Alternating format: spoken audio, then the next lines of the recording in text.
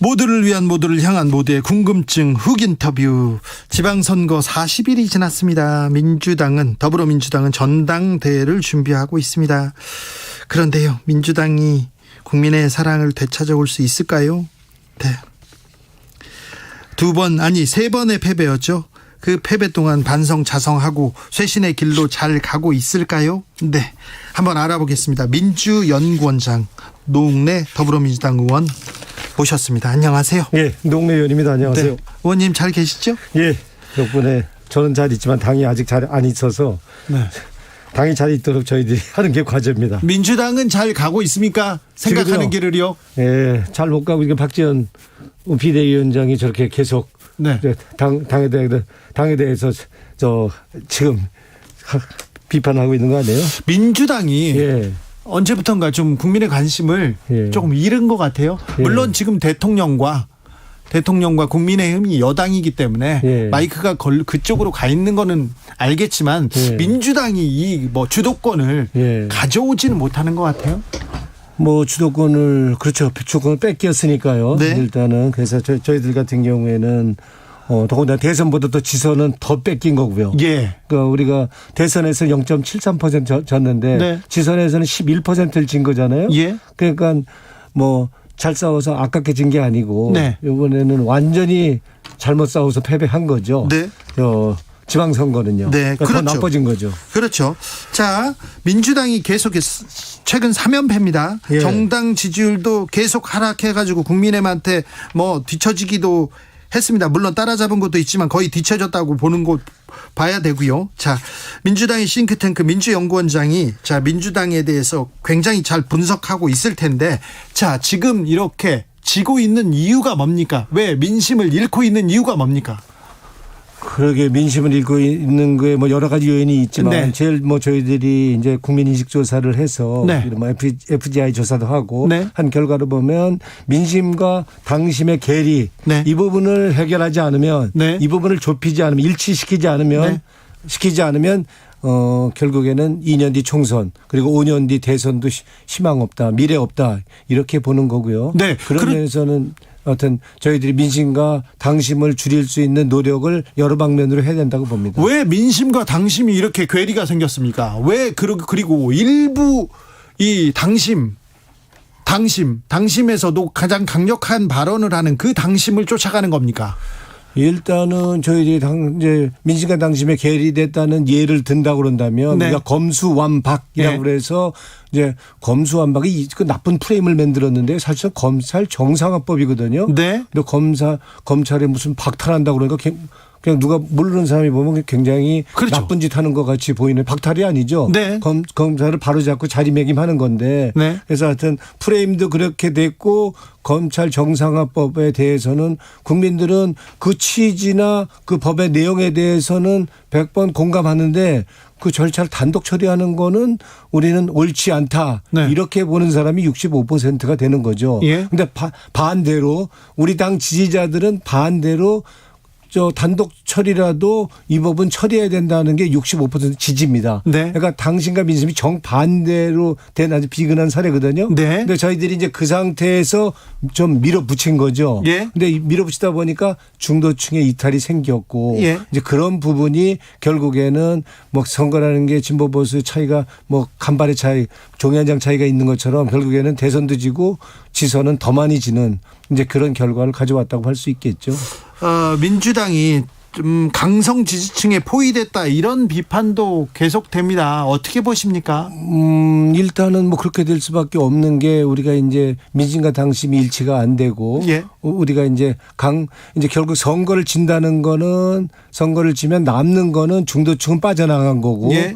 강성 지지자, 열성 지지자만 남는 거 아닙니까? 네. 그럼 더더욱더 우리는 더 강경하고 선명해질 수밖에 없는 거고요. 예. 이제 그렇게 하다 보면은 강성 지지자에 휘둘리고 끌려다니고 이렇게밖에 할 수밖에 없는 거죠. 네. 그러면 계속 패배 연속이 될 수밖에 없는 거고요. 네. 그래서 이제 대선 때 0.73% 졌던 게 지선에는 11% 차이로 진 거 아닙니까? 예. 그래서 결국에는 우리가 지금 지선에서는 사실 11%까지 졌다는 거는 참패를 한 거죠. 그러니까 예. 그나마 경기도가 역전승을 해갖고 그나마 좀 체면 유지를 했지만 지금 호남 빼놓고 우리가 다진 거 참패한 거 아닙니까? 예. 그렇게 다진 결과를 가져왔고 호남 같은 데서는 우리 대표적인 우리 우호 지지자라 세력이라 할 수 있는 호남 같은 데서도 광주 같은 데는 투표를 안 하고. 그렇죠. 뭐 37% 이렇게 투표를 한다는 거는 당에 대선 총선 지구 3연패 했는데도 저쪽은 바꿀 생각이 없다.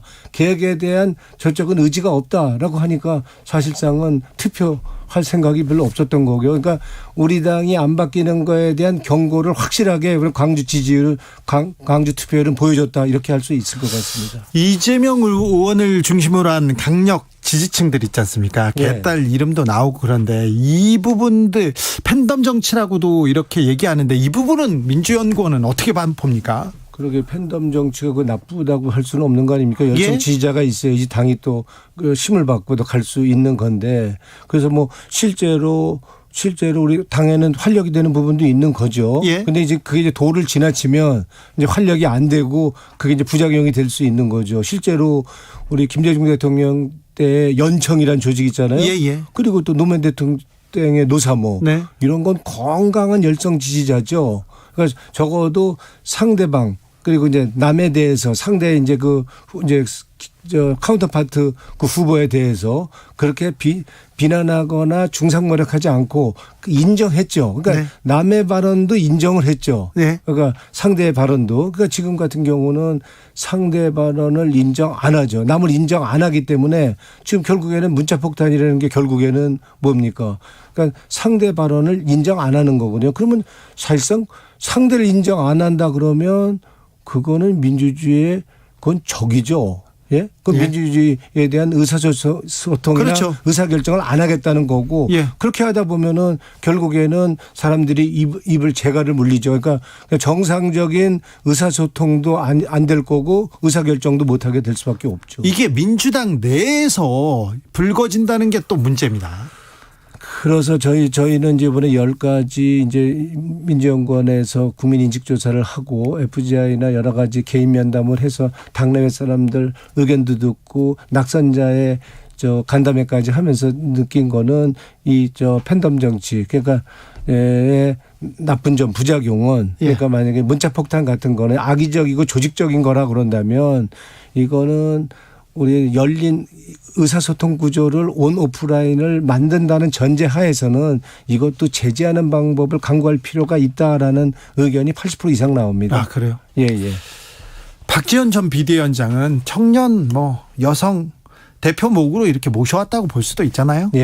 그런데 지금은 또 이렇게 또 뭐라고 해요? 당내 일부 사람들하고 이렇게 각을 세워서 좀 비판하고 비난하고 있습니다. 서로. 그런데 민주주의에서는 이게 당연한 일인데 또 보기에는 또 그렇게 또 좋아 보이진 않습니다.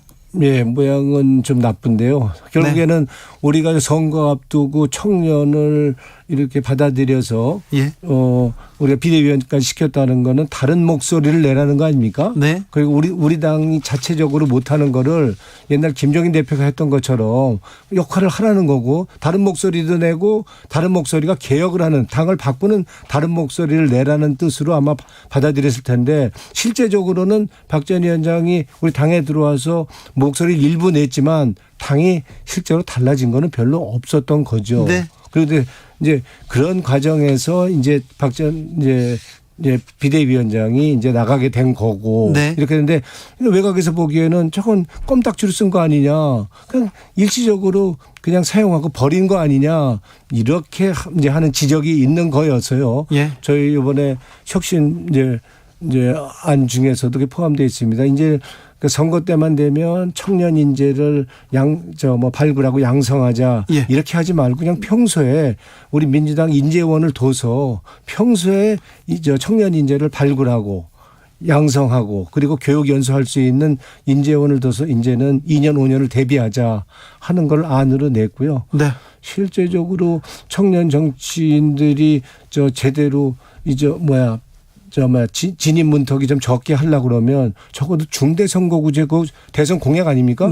중대선거구제 해서 능력 있는 정물 청지인들 저 봉사하고 싶다 그러면 왜 민주당만 들어오고 국민의힘만 들어와야 됩니까? 정의당 들어오면 안 됩니까? 무소속도 들어오면 안 됩니까? 그러니까 중대선거구제 국회의원 선거까지 해야 된다고 보는 거고요.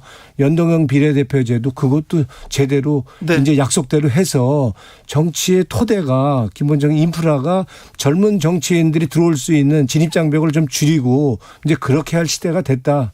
라고 봅니다. 더불어민주당은 이제 당내 인재위원회를 먼저 설립해가지고 인재를 발굴하고 영입해서 육성까지 하겠다. 다 좋습니다. 근데 민주당에 청년 정치인이 없는 게 아니에요. 청년 의원이 그 어느 때보다 많아요. 그런데 왜 청년들은 왜 청년 정치인이 없다. 청년 정치가 없다고 보죠.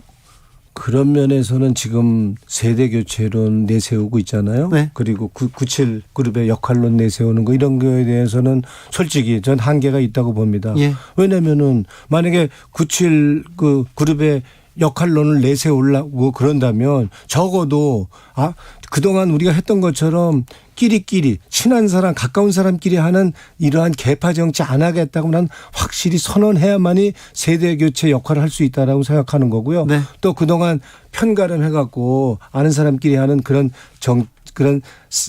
사람 중심의 관계 중심의 정치 예. 이런 게 아니고 이제는 가치 중심의 정책 중심의 이런 정치를 하겠다는 가치 지향의 정치를 하겠다는 그런 분명한 뜻을 밝혀야만이 세대 교체를 주장할 수 있고 97그룹 목소리를 낼 수 있다. 저는 이렇게 봅니다. 네.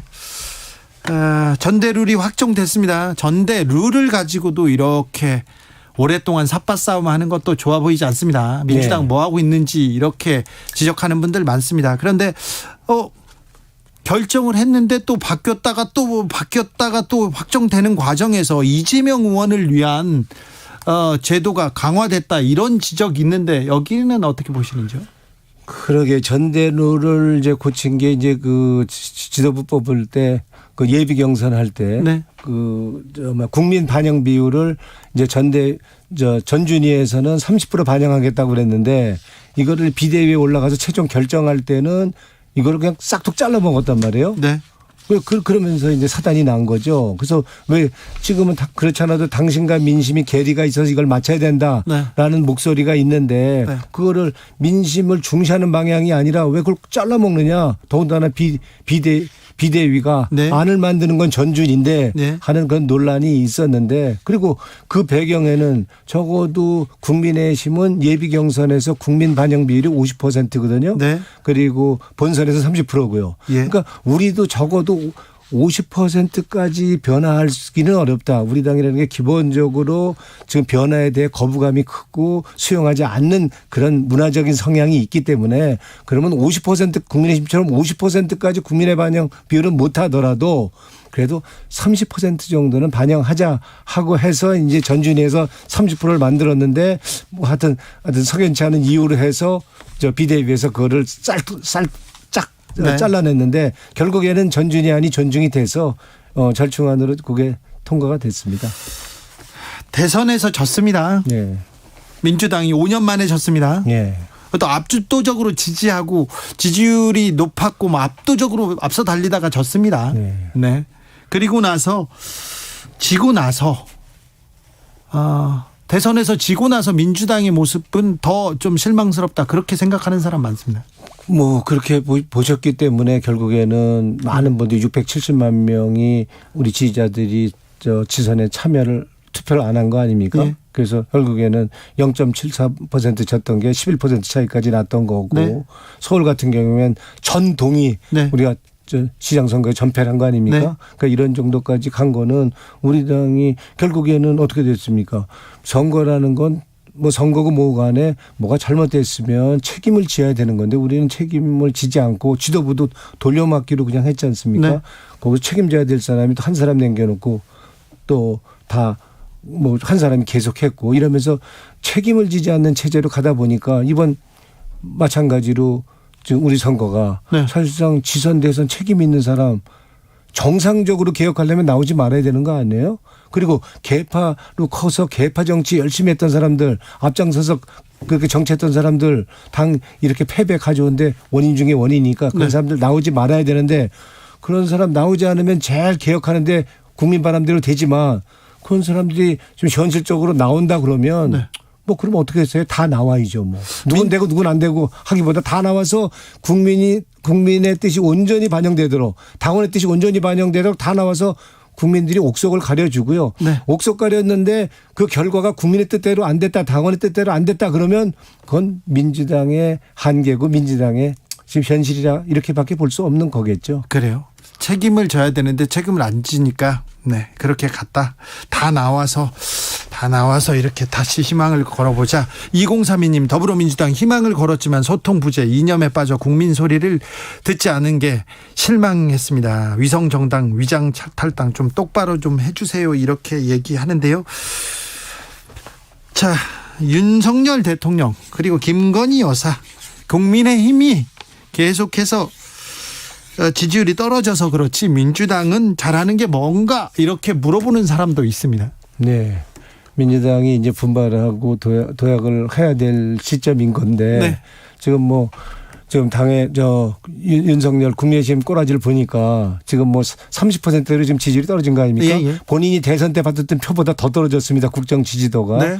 본인은 분명히 0.73% 이겼는데 지금 윤석열 대통령이 국정 운영하는 거면 73% 이긴 것처럼 지금 막 나가는 거 아닙니까? 네. 제멋대로 하는 거 아닙니까? 네. 인사면 인사. 사실상 자기 친척을 외국에 데려가고 전용기에 태우고. 친분이 있는 사람을. 예? 네. 그리고 법무부 장관은 지 맘대로 검찰 인사하고. 네. 예? 만취 운전했던 그런 사람을 교육부 총리를 시키고 막 가는 거 아닙니까? 네. 이런 정도인데 윤석열 대통령의 문제인식은 더 큰 문제죠. 자기는 지지율에 개의치 않겠다. 그러면 국민은 완전 개무시한다는 얘기밖에 안 들리는데. 그냥 무시. 네. 예? 알겠습니다. 네. 예? 그 무시. 개무시는 아니고 하여튼 무시. 네. 그냥 무시. 예, 네. 무시를 강한 무시. 예. 네. 이런 정도고. 네. 그리고 지금 박순애인가요? 그 교육부 총리 네네. 만취 운전했던 부적격자. 이 사람을 임명해 놓고서는 야당 공격에 언론 공격에 고생 많았다. 이건 정말 국민들 가뜩이나 좀 어려운데 좀 염장 지르는 거 아닙니까? 네. 예. 아무튼 윤석열 대통령의 인사 문제 그리고 그 대응하는 자세 그리고 이준석 대표의 그 갈등 민주당한테는 고마웠겠지만 그리고는 또 김건희 여사의 문제 여러 문제가 있고 거기에 대해서는 관심이 있는데 민주당에 대해서는 지금 관심도 기대도 좀 떨어졌다. 당권 경쟁 이렇게 당권 레이스가 지금 가동돼 있음에도 불구하고 관심이 별로 없다는 것도 좀 주목해야 할 점입니다. 네. 윤석열 대통령이 지금 국정운영 지도가 30%대로 떨어졌다고 그래서 네. 우리 지도가 이제 거꾸로 반사이익이 돼서 우리는 40% 50% 올라가질 못하는 거는 네.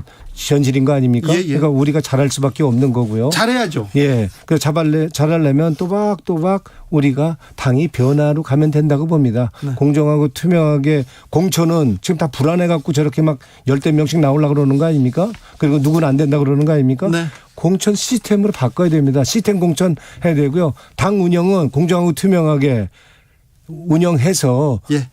우리 모든 사람들 다 껴안을 수 있는 식으로 가야죠. 네. 그래서 손해 보는 사람이 있어도 이유 없이 손해 있으면 할 수 없는 거 아닙니까? 네. 근데 이유 없이 자기 손해 봤다 그런다면 가만히 있지 않겠죠. 알겠어요. 예. 네. 민주당에서 시스템을 만들고 있는 민주연구원장 노웅래 의원 이야기 들어봤습니다. 감사합니다. 고맙습니다.